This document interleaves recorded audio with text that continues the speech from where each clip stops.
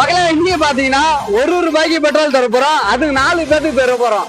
அந்த 4 பேர் யாருன்ட்டு அதிர்ஷ்டம் அழிந்து கரைச்ச வரைக்கும் பாருங்க. யூடியூப்ல இவங்களாம் என்னடா பெருசா சாதிக்க போறேன் அப்படின்னு சொல்லிட்டு என் கூட சுத்தவங்களாண்டு என் ஃபேமிலி இருந்து எல்லாமே சொன்னாங்க. ஆனா இன்னைக்கு அதே யூடியூப்ல 3000 சப்ஸ்கிரைபர் வச்சிருக்கேன். யாரால? என் மக்களாகிய உங்களால. அப்ப உங்களுக்கு ஏதாச்சும் பண்ணும்ல, அதனாலதான் இன்னைக்கு 1 ரூபாய்க்கு பெட்ரோல் வைக்க போறேன். 1 ரூபாய்க்கு பெட்ரோல் தர போறேன் அப்படின்னு சொல்லிட்டு போட காட்டிருந்தோமே யாருமே நம்ம ஒரு வாழ்க்கைனா கண்டிப்பா ஒரு குறிக்கோள் இருக்கும். அதுல எத்தனை தடை வந்தாலும் சரி அதை எதிர்த்து நம்ம போராடிட்டு போயிட்டே இருக்கணும். ஆனா இன்னைக்கு என்னோட குறிக்கோள் இந்த பெட்ரோல் எப்படி வச்சுக்கணும். அதனால ரோட்ல வரவங்க எல்லாருக்கிட்டுமே 1 ரூபாய்க்கு பெட்ரோல் வாங்கிக்கிறீங்களா அப்படின்ட்டு கேட்டேன். ஏன் அந்தாண்ட போறவங்க கிட்ட கொடுங்க கேட்டேன். நான் கிட்டத்தட்ட ½ அன் அவருக்கு மேல இந்த போர்டை பிடிச்சி நின்றுட்டு இருக்கேன். ஆனா யாருமே வாங்க. ஒரு கட்டத்துக்கு மேல இதெல்லாம் எங்கடா விற்க போறோம் அப்படின்ற நிலைமைக்கு வந்துட்டோம். ஆனா முயற்சி கைவிடாம திரும்பி ட்ரை பண்ண ஆரம்பிச்சோம். அப்பன்னு பார்த்து அந்த வேலை வந்த ஒரு அண்ணன் நிறுத்திட்டாரு. அண்ணன் கிட்ட போயிட்டு 1 ரூபாய்க்கு பெட்ரோல் வாங்கிக்கிங்க அப்படின்னு சொன்னேன். ஆனா அண்ணன் நம்பவே. அதுக்கப்புறம் கையில சேஞ்ச் இல்லப்பா, ஜிபே பண்றப்பா அப்படின்னு சொன்னாரு. ஜிபே பண்ண உடனே போச்சு இந்த பெட்ரோல் எடுத்து நம்ம கையில அண்ணனுக்கு ஊத்தி விட்டு. ஃபுல் வீடியோ ஃபர்ஸ்ட் கமெண்ட்ல இருக்கு.